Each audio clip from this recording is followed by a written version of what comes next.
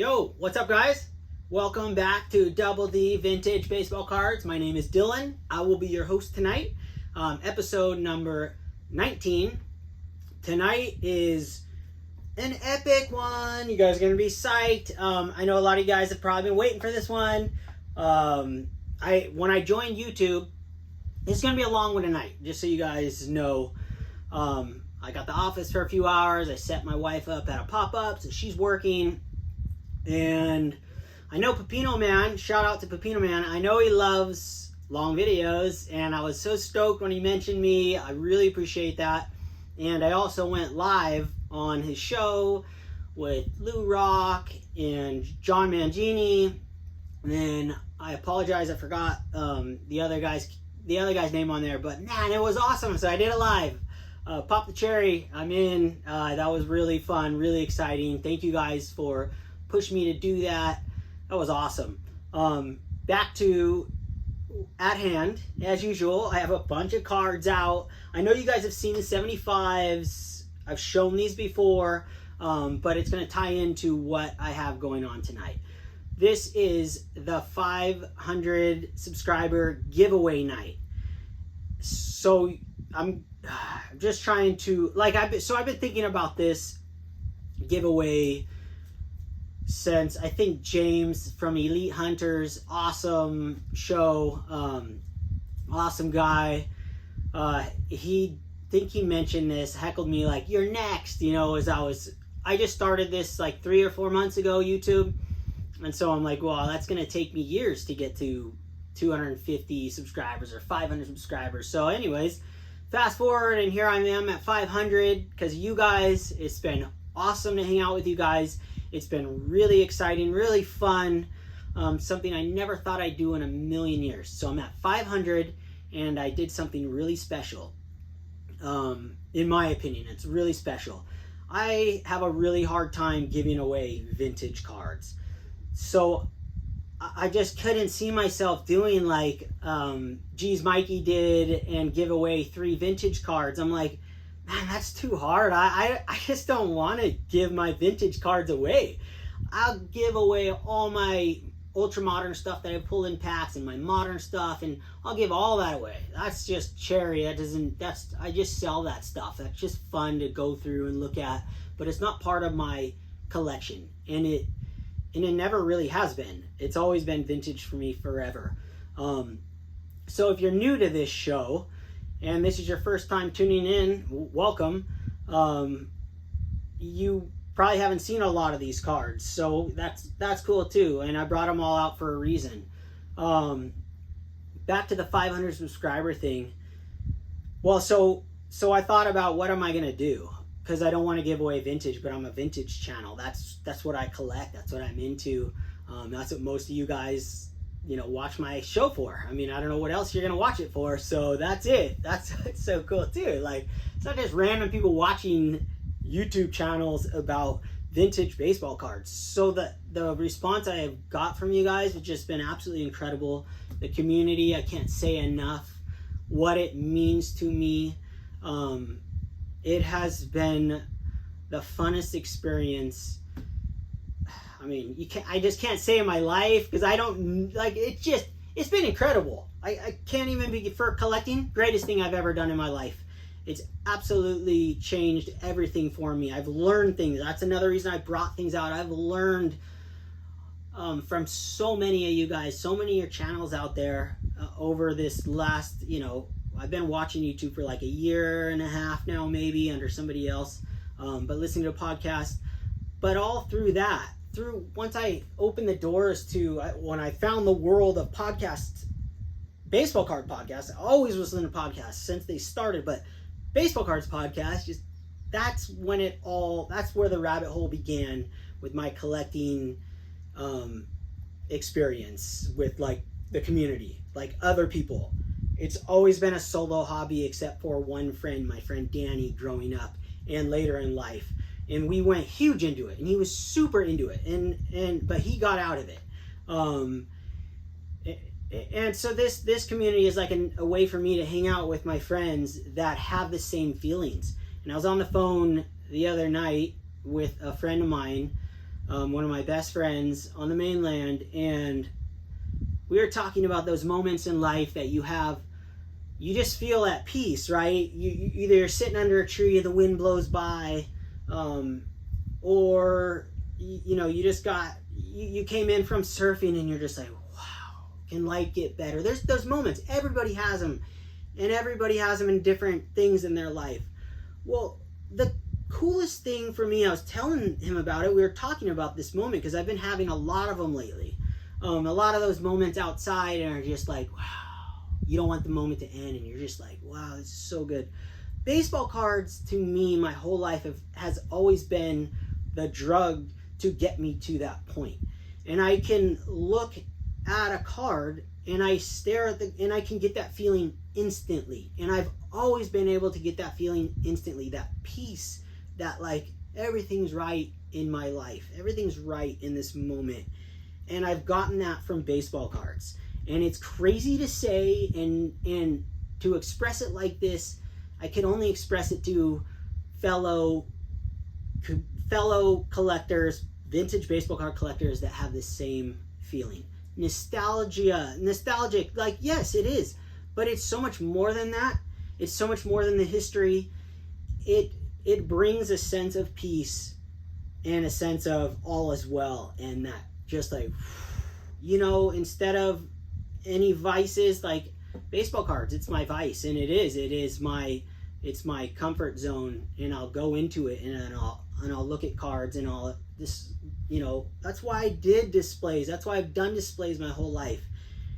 And me to see the cards and to have them and to look at them, it does that. And yeah, it probably all comes back to going to the baseball card shops when I was young, going to these museums. I've talked about this before, but there was a doll museum, a collector's doll museum at this place on Beach Boulevard. I know some of you guys out there, Geez Mikey, you'll probably remember this. Pepino Man, you might know.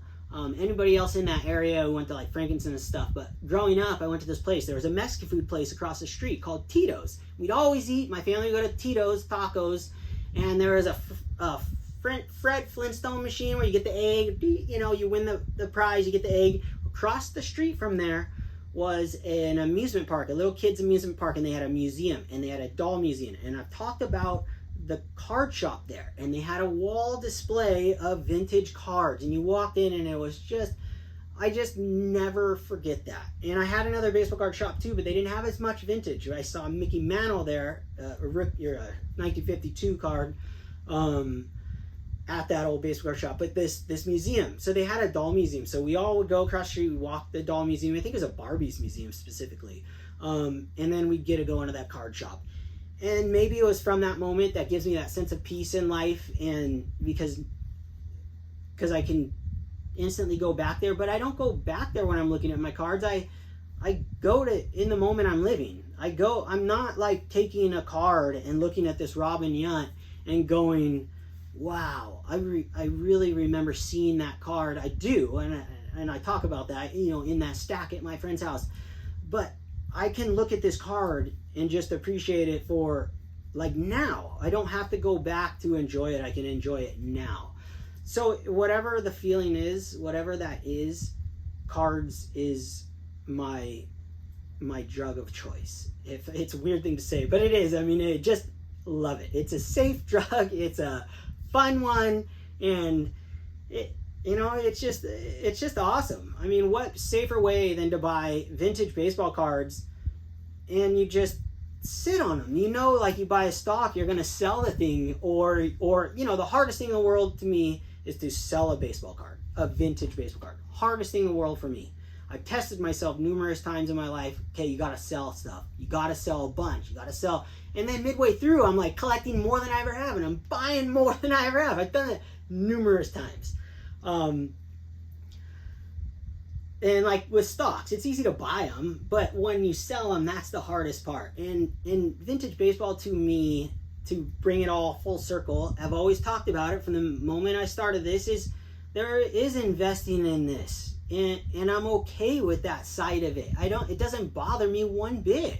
I absolutely enjoy the fact that this Nolan Ryan, when I bought it was probably $15, and then now it's, I don't know, $75. Like, to me, it's awesome. It's an affirmation of what I've done with my money and my collecting experience, that I was in the right path on my own. Like, guessing, right? Just living in the hobby by myself, buying these cards. Like, you know, that's, I put a lot of these out here. I know I'm going all over the place tonight, but I'm really excited. I just really thankful for everybody out there. So, you know, back in the day, like I talk about, like, yeah, I bought tons of 7s. This thing needs a new sleeve. I've been re-sleeving a bunch of these, so you'll see, like, the PSA, I'm re-sleeving them as I come across. I pull them out, but I haven't pulled these guys out in so long, and I haven't pulled out, dude, I have more 70s graded cards than anything, because they were so cheap, and they're still very inexpensive, but, you know, in 1999, 2000, I mean, this is the stuff I was buying a ton of. This is just like, I mean, all the way till now. I buy it now, but yeah, I mean, it's funny. So living in the hobby by myself, you know, this thing's a little off-centered, but it's a 7, and I was buying grades back then, and I wasn't just buying grades. A lot of these 7s, like I've talked about, I bought them from the pit, sight unseen. A 7 was a 7. I bought them, and then I would get them, and I'd realize, but there is some cards where I actually, you know, tons of cards where I bought on eBay, and then I go, wow, those are really nice, and they're centered, and I go, okay, I must have had that eye appeal back then. But now that I'm in, you know, years later, you start to change your opinion on things, and really what's changed my opinion on a lot of things is the YouTube channels. Not really the channels, but the people that are putting the videos out and giving their opinion on certain things. Like, some guys, you know, like, they won't even look at a card unless it's perfectly centered. Like this Bob Gibson PSA 7. It's like, that's as good as you're ever going to get a PSA 7 1971 Bob Gibson card. You can't ask for a more centered and perfect bordered card than this. It looks like a 10. But when I bought this, another sight unseen. I think I paid probably paid $21 for this, or $17. Way back. I'm guessing because I didn't have a system set up then, but most cards were, you know, $8 to $20 stuff I was buying, except for I've talked about it before. I went through a phase, and I think I want to say it was 99 to 2001, or anywhere in that mix, where I bought all the Hall of Famer rookie cards, Nolan Ryan's, Michael Jordan rookies, Johnny Bench rookies. That Roger Maris rookie I still have is from that original purchase. This card right here, I've had this since that. I bought this back then. I had George Brett rookies. You name it. I went big. I had a full-time job right out of high school. I didn't go to college. I went to college just to take classes, just classes that I enjoyed. But I never went for a degree because excuses are excuses, but I was terrible at tests. One second, I'm a little thirsty.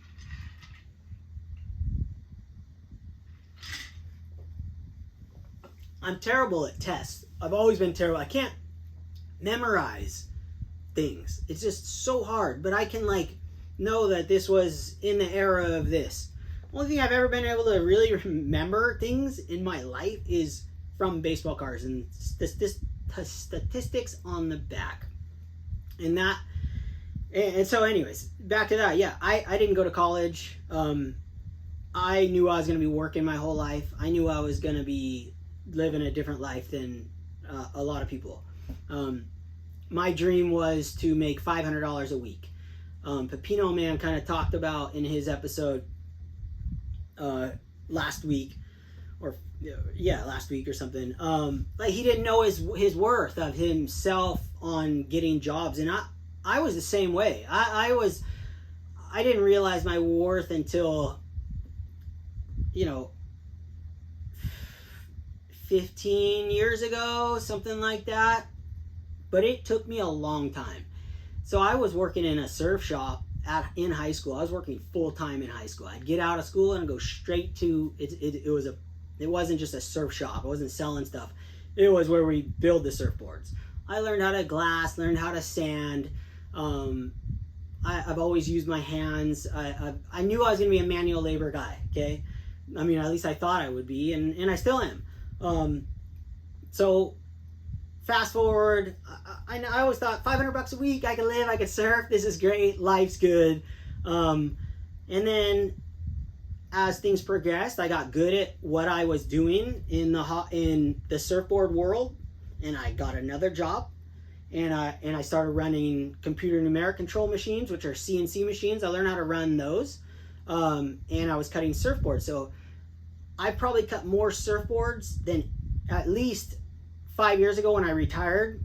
I ended up working at a company for 20 years. I probably cut more surfboards than anyone on the planet. And then I'm not saying that as a bragging thing.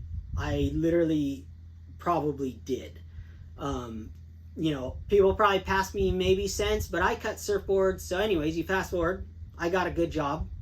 And in 2001, 2002, I'm young, I'm like just out of high school, but I was jamming. I had a real job. I wasn't making a lot of money, but for me back then, you're like, man, you're 19 years old and, making $20 an hour. So it's like, whoa, this is nuts, right? So I started buying baseball cards, vintage baseball cards. All my extra money was going to baseball cards. Always have, always will be. And I talked about the trouble I got in one time. I overspent on my credit card because there was one time in 2001, to divert from the story. In 2001, I was buying and selling cards, and I was buying tons of Robin Yount PSA 7s. So I have a whole bunch of them. And I was reselling them. I was buying in one place, reselling them on eBay, and I was making a bunch of money, but I got behind on a credit card bill, and my parents are on me. My grandpa, my opa was on me about money my whole life. They all kind of knew I wasn't going to college, and I'm not going to pass any test you give me. Like, different now, a different life now, and I learn differently now. Whatever, going back to it. There was a time where I got in trouble with cards because I was right out of high school. I was during that time where I had that job with a card thing. I was buying cards, and then I was reselling them, and I got behind 1 month on my credit card. I couldn't pay it off. It was like $2,000, and I was like, oh my gosh, I don't have the money right now. What do I do? I didn't know. No one said, like, dude, just pay it off next month. The money's coming in. Just don't worry about it. You're going to get, like, pay $40. I freaked out, and I borrowed money from my opa. And he's just like, he just like scolded me, like, dude, don't ever do that again. So I never have ever done that since, and pay off my credit cards every month. I don't ever since then, never carried a balance in my life, but I have been real strict. My money is like, you gotta pry it from my hands, except for cards. And cards have it's been really fun to see what I've purchased back in the day and see it go up in value over time. It's been really fun, and I'll never deny that. And I'm going to continue to hope that happens with cards. I love times like this where, I don't love times like this where, things might start going down, some of the stuff, or maybe they completely drop when things switch. Like, there's cycles, right? All of a sudden people are buying collectibles because interest rates are real high. The cycle switches, and then these drop. I'm not looking forward to any dropping. I still think that vintage in a whole is still way undervalued. I might as well just throw it out there. I'm gonna throw out my opinion. So if I'm wrong or right, whatever, I go down the path that I talk about. I think that the high end stuff is gonna be, I think there's probably gonna be some kind of blip in that market. I think the spread from a 7 to an 8 is too high. 7s are still relatively, affordable in like standard cards, right? They've gotten a little crazy, but I think there's too big of a jump from a 7 to an 8, and then an 8 to a 9, and 9 to a 10, or a 7 to a 10. Vintage doesn't need to be a 10, and I'll never go down that path. I will never own a vintage 10. The only reason I own these cards as they are in 8s and like 9s is because they are inexpensive. They were inexpensive for the time, and they're just inexpensive. You get a 7 for back then for $3, and you get an 8 for $8. Like, course, you can buy the 8. Now it's like you get an 8 for, just like a Don Sutton, or just like, I don't know, like a Pete Rose, This one, probably $30, $35 now. Probably $7 back then, right? Relative basis, you could still buy this for $35 and feel really good about the investment, in my opinion. Still value in 70s cards. I don't think they've popped, except for the high-end stuff. So that's my prediction. I could be totally wrong. I don't care. It doesn't matter. I'm just going to keep going down this. But what I've learned from all of the followers out there, all you guys, I know this is long, but if you want to watch, you can watch. If you don't, it's fine. It's good for my soul to talk about baseball cards and just like I've done, and not worry about the time. Where I'm going with all this is how much I wanted to show what my collection what I've changed in my collection from being on YouTube and watching all these YouTube things and podcasts, just over the last basically year and a half or 2 years since I started using the podcast. But YouTube really seeing the cards so maybe the last year, something like that, where my collection's headed and what I will buy and what I won't buy anymore. I'll give examples, like this right here. I bought this 1972 Carlton Fisk. This card, when I bought it, was like a dream card for me. I love this card. It means something to me every time I see it. It hits a spot like the Robin Young. It hits a spot like the Ricky Henderson, the George Brett. There's just certain cards that just, man, that's sick. I could have 100 of these. They all look different. So this card right here, this is what I bought back in the day without, I think this one I actually looked at. It's off-centered. It's not perfect. I won't buy this again now after the things I've watched. I'm not going to buy this in a 7 in this. But what I will buy, which I did buy, a couple years ago, is this one. I upgraded. So it's perfectly centered. It's just a beautiful, beautiful looking card. And now I understand. And now I see it in my own eyes like, this is a better looking card than that. And one day this one's going to have more value than that. And it does still now, but I could do a buy it now for this one and a buy it now for this one and, probably get the same thing, because not everyone watches YouTube. Not everyone knows the knowledge that I've learned over the last 2 years. Even collecting 35, 36 years like me, you're still learning. I'm learning daily. I'm learning constantly. Every single video I watch, I'm learning something. It's so cool. I'm seeing stuff I've never seen in my life. I live where there's no card shops. I have one. It's like a toy store and / card shop. They've been getting more cards lately, but it's definitely not a baseball vintage card world. And even when I was on the mainland, it wasn't it wasn't a common thing for me to see a bunch of vintage everywhere. I go to Frankensons, but when I was going to Frankensons, I was buying a ton of packs and boxes at Frankensons. So those days I was buying graded cards on the Pit and on eBay, and then I was going to Frankensons to buy boxes, because Frankensons in California, when I was in high school, I heard about this store, this place that you could go and get boxes for half the price of your local card shop. And I was like, what? Take me there. Oh man, I spent a lot of money, me and my friend. We call it the devil. The devil got in us. We were spending a lot of money. I had a full-time job. Go rewind all the way back to the job situation. I worked for this one company for 20 years. Ran the CNC machine there, ran the company, did it all. All the biggest manufacturers of surfboards in the world, I dealt with. I did all the boards of them, all the history of surfboard shapers, the old shapers, Hap Jacobs, Rich Harbor, the Greek, Scott Anderson, Bruce Jones, Bill Stewart. Some of these will ring a bell, anyone who surfs out there. I dealt with these guys directly. My life revolved around these guys for 20 years. So I actually have a bunch of their boards, next door hanging on our ceiling with my wife's art. I did a combo. I cut the boards, they finished them off. So after I cut them, they finished them, signed them, I took a picture with them, and then we did art in them. Most of those guys have passed away since. But I dealt with guys like that for like 20 years.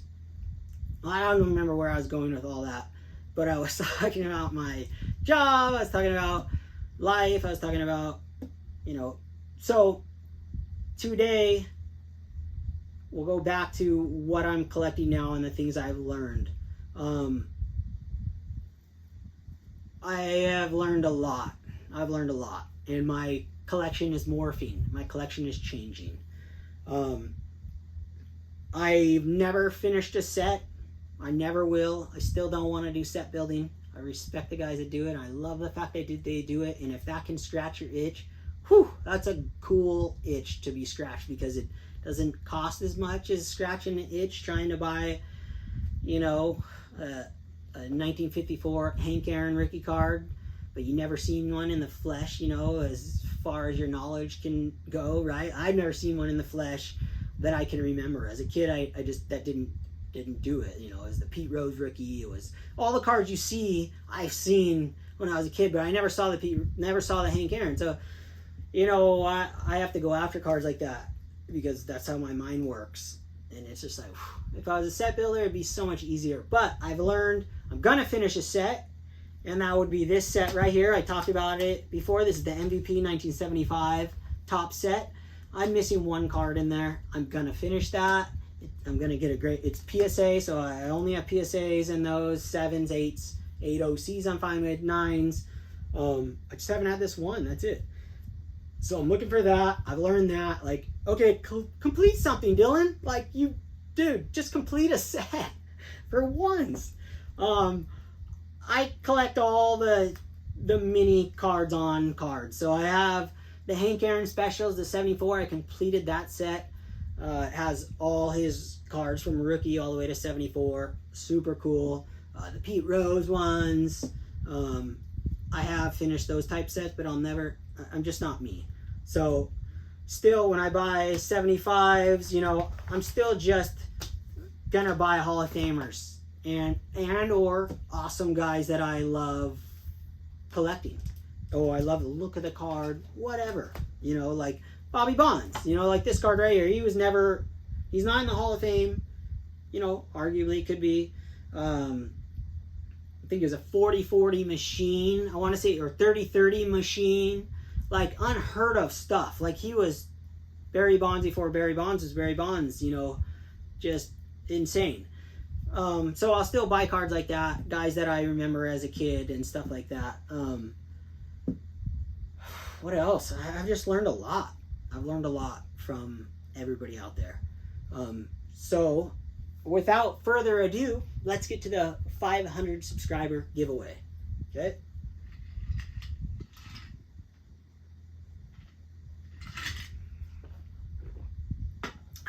Talking so much, my mouth is dry. All right, 500 subscriber giveaway. Okay. Like I was saying, I don't want to give away any vintage. And I might give away like some non-graded stuff. It depends on who wins. But we'll talk about that as we go right now. But what I did was build something. I love working with my hands. That's kind of why I went on the whole job thing. Fast forward now, I'm a landscaper and I work with my hands. I go and mow lawns, weed whack, pick weeds, plant things, build things, all kinds of different things. But I'm working my hands, like I'm sore. I come home, I'm exhausted. My body is tore up, but it feels good. That's just me. And then I go surf. I surf every day. So I include surfing and working. So with that said, I built something, and I built something that I wanted. I built a single display case to show off one card. This is a prototype, so I built a prototype, so you guys have a month to, well, I'll tell you guys in a minute. I'm going to keep showing this. This is what I built. I built a frame, pop your card in there, and you can display one card in a UV glass. I mean, this isn't cheap glass. This is really high-end plexiglass, museum grade glass. I could give you the specs if you end up winning. Where's a piece of glass I had? Oh, it's right here. Let me grab it. I'll show you guys. So this is what I built my wall out of. So when I build my displays, I'm obsessed with keeping light off my cards. So nothing in my house everything is LED lights, so it doesn't give that UV. You could probably put your stuff in LED lights, it'll probably never affect it. But regardless, I got super thick glass. It's like an 1/8 inch thick, maybe a little thicker, about an 1/8 inch, but it's solid. It's UV, like 99.9% museum grade. This is what museums use. It's not cheap. I have a couple sheets extra from doing the wall, and I've always wanted to do myself a display. Besides obviously that one, I knew I was going to build more over my lifetime. I'm still going to build more, but that was important to me. If my windows are blacked out, I have UV tint on my windows. I've talked about it. I have a shade outside that's UV before it can even hit this. My wall is covered in UV tarp, so the whole house doesn't even get UV. I have painted the window up top and boarded it on. It's like I'm obsessed with like no light, and my wife will be in here and she'll turn a light on that faces. I have certain lights that she can turn on so they don't hit the cards. So I built like borders. I go, dude, Ted doesn't like that. I go over there and turn it off. She'll be all bummed out. So I made something. I built something. This is a prototype. It's not perfect, but it's marvelous. It turned out really well. This really, really well. I forgot what wood I used, but I picked out this wood's really nice, it's a heavy wood. It's like a hardwood, really, really cherry. I haven't mastered it right now. I just have tape on there, but it's a prototype, and I built 3 prototypes. So you can hang this. So check this out. I want you guys to see this. So you put what you have to do to enter this contest. You have to tell me what card you're going to display in here and why. All you gotta do is show me a video with one card. And I know you guys are gonna switch your cards out. I'm gonna switch my cards out all the time. So it doesn't have to be your favorite card of all time, like the Robin Yount for me. You could tell me, you could put any card you want in there and just tell me why. And that's kind of it. Like, talk about the card a little bit. Tell me about it. Tell me the story behind the card. Or if you have multiple cards you want to display in there and you're like, well, I'm going to do one every week. Whatever it is, that's kind of it. Like, super simple. So how cool. So get back to this. I'll zoom in on it too. But it really is really nice. That looks really cool in there. And you can also display sideways cards. You put this on there and it's a nice snug fit. So you put it on the glass and it's not coming off, you know. This is pretty snug. So it like pops on. And you can hang it sideways. So how cool is that? Wood on wood border. I thought that one looked really good. I don't know which one I'm going to put on first, but that one looks super cherry. So I just thought it would be really cool for me to give something out that I spent a lot of time designing these in my head, building. This is my 3rd prototype. I'm going to have one for SGC and one for PSA. There's my Robin Yount in there. Just awesome. So you just show, okay, so the contest is going to go for 1 month. I think it is June 12th. Let's just go July 15th is the cutoff line. All I want you to do is talk about what card you're going to put in there, or cards. It doesn't matter what card it is. But it has to be vintage, okay? Vintage only. Vintage anywhere from 87 and prior. I'll go all the way to 87 for that because I love those cards. I I just don't collect ultra modern. I don't want to watch a bunch of videos with ultra modern stuff. I just doesn't do it for me. So I want to see some vintage stuff. So the older the better. I'm gonna just put your guys' names. Anyone who does a video, you have to, if you can, tag me. I just learned how to do that, so I never did that before until Lou Rock. I think he was the first one I learned how to tag. It's not like it's that hard, but I never done it before. So I tagged him. If you could tag me, that's epic. Mention me, but you definitely have to put it in the I don't want to say put my name in the title, but I guess that's how it works. You put my name in the title of the video. Double D Vintage Baseball Cards 500 subscriber giveaway. Simple. Put it in the title so I can find it.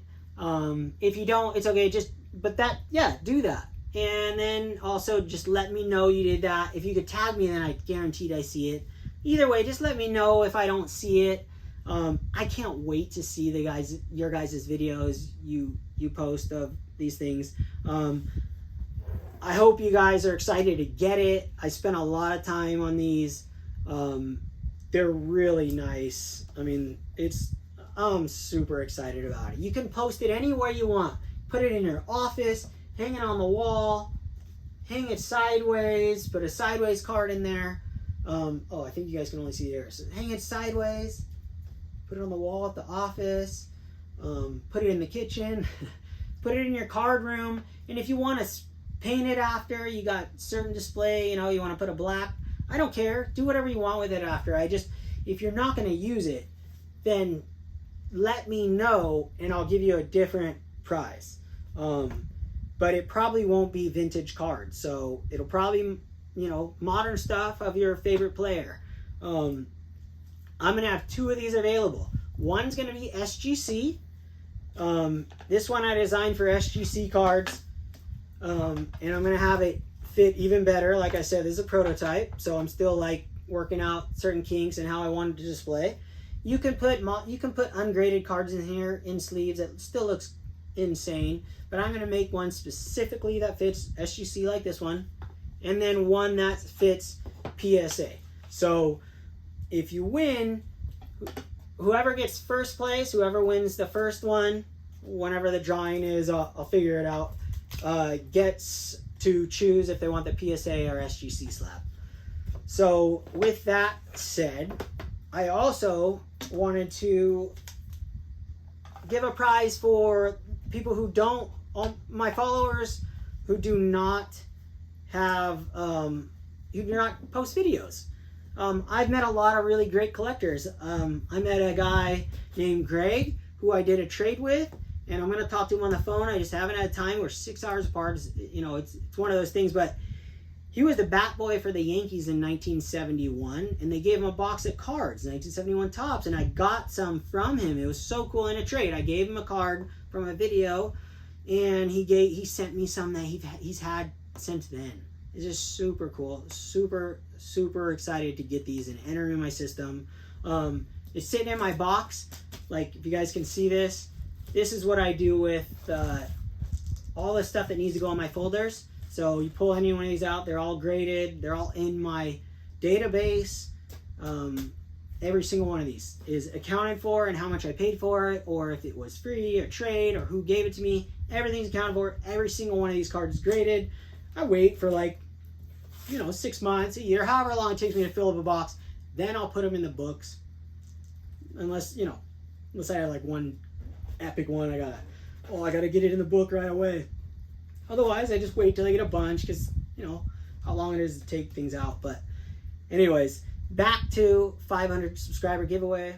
Interrupting the program, I forgot in that last video to tell the guys who don't have a YouTube, don't post content, how they can enter the contest.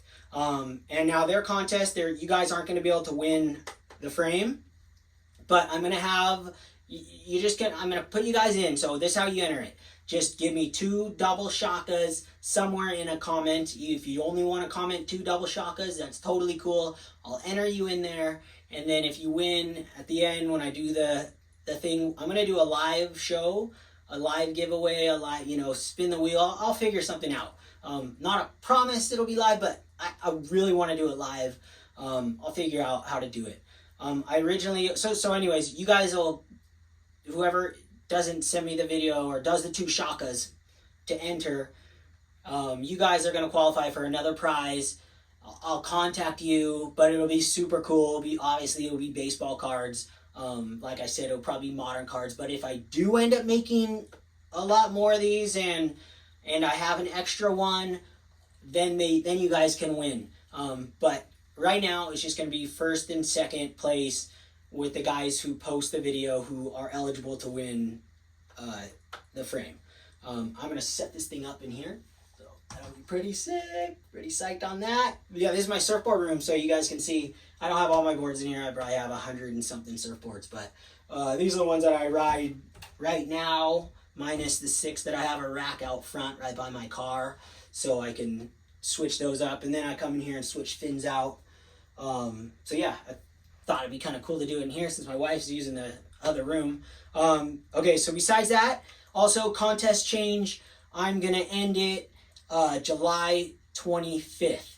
So regardless of wherever I'm at on July 25th or anything, that's when it'll end. I don't know when I'll do the video. I'm extending it because I have family coming over, so I won't have time to build things, and they're going to be here for over a week.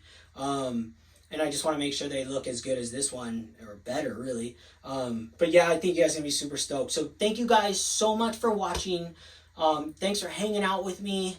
I love to just talk about baseball cards, and I can talk about them till I can't breathe, till I need all the water I could drink.